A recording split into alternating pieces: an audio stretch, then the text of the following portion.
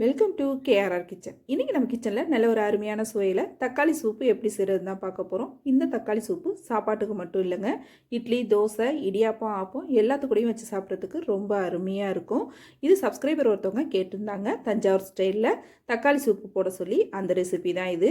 எப்படி செய்கிறதுன்னு நம்ம வீடியோக்குள்ளே போய் பார்ப்போம். அதுக்கு முன்னாடி நம்ம சேனலில் இப்போ தான் ஃபஸ்ட் டைம் பார்க்குறீங்கன்னா சப்ஸ்கிரைப் பண்ணி வச்சுக்கோங்க. கூடவே பெல் சிம்பிள் ப்ரெஸ் பண்ணி ஆளுங்கிற ஆப்ஷனையும் ப்ரெஸ் பண்ணி வச்சுக்கோங்க.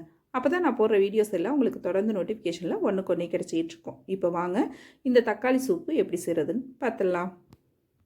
இப்போ அடுப்பில் கடாய் வச்சுருக்கேன். இதில் ஒரு 2 டீஸ்பூன் அளவுக்கு எண்ணெய் சேர்த்துக்கிறேன். எண்ணெய் நல்லா காஞ்சதுக்கப்புறம் இதுக்கு தாளிப்பு ஜாமான் பார்த்திங்கன்னா கொஞ்சமாக கல்பாசி, ஒரு மராட்டி முக்கு, ஒரு சின்ன அன்னாசிப்பூ, சின்ன துண்டு பட்டை, அவ்வளோதான் தாளிப்பு. இப்போ இதை சேர்த்து நல்லா பொரிய விட்டுக்குங்க. அந்த எண்ணெயில் நல்லா பொரிஞ்சு வரட்டும். நல்லா பொரிஞ்சு செவந்ததுக்கப்புறம் பார்த்திங்கன்னா ஒரு 5-6 சின்ன வெங்காயம் கட் பண்ணி வச்சுருக்கேன், அதை இதில் சேர்த்துக்கிறேன். இது கூடவே ஒரு 2 பச்சை மிளகாய் கீறிட்டு வச்சுருக்கேன், அதையும் சேர்த்து இதை நல்லா வதக்கி விட்டுக்குவோம். இப்போ வெங்காயமும் பச்சை மிளகாயும் பார்த்திங்கன்னா நல்லா வதங்கி வரட்டும். தாளிப்புக்கு பார்த்திங்கன்னா சின்ன வெங்காயம் தான் சேர்க்கணும், அதுதான் நல்ல டேஸ்ட்டு கொடுக்கும். இது கூடவே ஒரு 1.5 டீஸ்பூன் அளவுக்கு இஞ்சி பூண்டு பேஸ்ட்டு சேர்த்து அதையும் நல்லா ஒரு 2 செகண்டுக்கு பச்சை வாடை போகிற அளவுக்கு நல்லா வதக்கிக்குவோம். நல்லா வதக்கினதுக்கு அப்புறம் பார்த்திங்கன்னா ஒரு 200 கிராம் அளவுக்கு தக்காளி பழம் எடுத்திருக்கேன். நான் இன்றைக்கி வைக்கிற அளவு பார்த்திங்கன்னா 4 பேர் தாராளமாக சாப்பிட்லாம், அந்த அளவு தான் சொல்லியிருக்கேன். 200 கிராம் தக்காளி பழத்தை நல்லா இது போல் நீள்வாக்கில் மெல்லிஸாக கட் பண்ணிக்கோங்க. இதிலே ஒரு 1/2 டீஸ்பூன் அளவுக்கு உப்பு சேர்த்துட்டு ஒரு 1/2 டீஸ்பூன் அளவுக்கு மஞ்சள் தூள் சேர்த்து இந்த தக்காளி பழம் பார்த்திங்கன்னா நல்லா குழஞ்சி வதங்கி வரணும், அந்த அளவுக்கு நல்லா வதக்கி எடுத்துக்குங்க. நல்லா வதக்கிட்டு செய்யும் போது நல்ல டேஸ்ட்டு கொடுக்கும். இப்போ இது நல்லா வதங்கி வரட்டும், நல்லா குழைய வதங்கி வரணும்.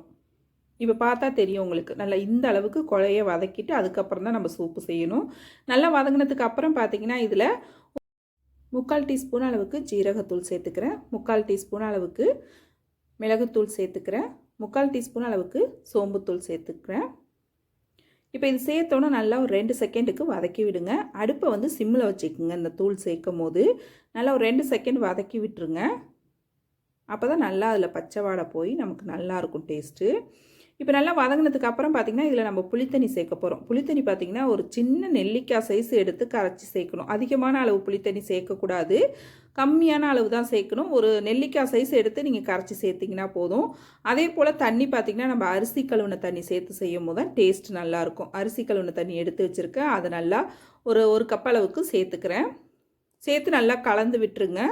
கலந்து விட்டு டேஸ்ட்டு பாருங்கள், உப்பு காரம்லாம் போடுமான்னு. தேவைன்னா நீங்கள் இன்னும் கொஞ்சம் மிளகுத்தூள் கூட சேர்த்துக்கலாம். இதில் நல்லா கலந்து விட்டுருங்க. நம்ம எல்லா ரசமும் பார்த்திங்கன்னா கொதிக்க வைக்க மாட்டோம், இந்த சூப்பு பார்த்திங்கன்னா நல்லா கொதிக்கணும். அப்போ தான் அதில் உள்ள பச்சை வாடை போய் நமக்கு நல்ல ஒரு டேஸ்ட்டு கொடுக்கும்.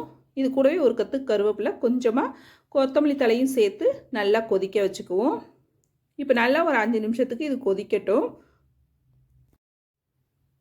இப்போ சூப்பு நல்லா கொதிச்சதுக்கு அப்புறம் பார்த்திங்கன்னா அடுப்பை ஆஃப் பண்ணிவிட்டு ஒரு 2 நிமிஷத்துக்கு நீங்கள் அப்படியே விட்டுடணும்.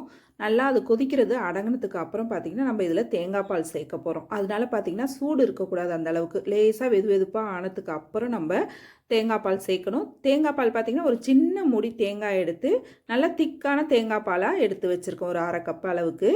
இப்போ நம்ம அந்த ரசத்தை இதில் சேர்த்துக்கலாம். தேங்காய் பால் ஊற்றி நம்ம கொதிக்க விடக்கூடாது. கொதிக்க விடும் போது பார்த்திங்கன்னா டேஸ்ட்டு மாறிடும், ரசமும் பார்த்திங்கன்னா நமக்கு திரிஞ்சு போன மாதிரி ஆகிடும். அதுக்காக தான் தேங்காய் பால் வந்து நல்ல ரசம் ஆறுனதுக்கு அப்புறம் நீங்கள் இது போல் சேர்த்திங்க அப்படின்னாக்கா நல்ல ஒரு டேஸ்ட்டும் கொடுக்கும், திரிஞ்சியும் போகாது. நல்லா அருமையாக சூப்பராக நம்மளோட தக்காளி சூப் ரெடி ஆகிடுச்சு பாருங்கள். கண்டிப்பாக நான் சொன்ன மாதிரி ட்ரை பண்ணி பாருங்கள், ரொம்ப அருமையாக இருக்கும். நல்லா அந்த சூப்பு கூட பார்த்திங்கன்னா உருளைக்கிழங்கு வறுவல், வாழைக்காய் வறுவல் நல்லா கிறிஸ்பியாக செஞ்சு வச்சு சாப்பிடும்போது ரொம்ப அருமையாக இருக்கும். நான்வெஜ் சாப்பிட்றீங்களா இருந்தாக்கா சிக்கன் வறுவல், முட்டை வறுவல்லாம் ரொம்ப அருமையாக இருக்குங்க. கண்டிப்பாக அந்த ரெசிபியை ட்ரை பண்ணி பாருங்கள். ட்ரை பண்ணி பார்த்துட்டு எப்படி இருக்குன்னு எனக்கு கமெண்ட் பண்ணுங்கள். என்னோட அந்த ரெசிபி பிடிச்சிருந்ததுன்னா லைக் பண்ணுங்கள், ஷேர் பண்ணுங்கள். மறக்காமல் நம்ம கேஆர்ஆர் கிச்சனை சப்ஸ்கிரைப் பண்ணி வச்சுக்கோங்க. நாளைக்கு வேறொரு ரெசிபியோடு சந்திப்போம்.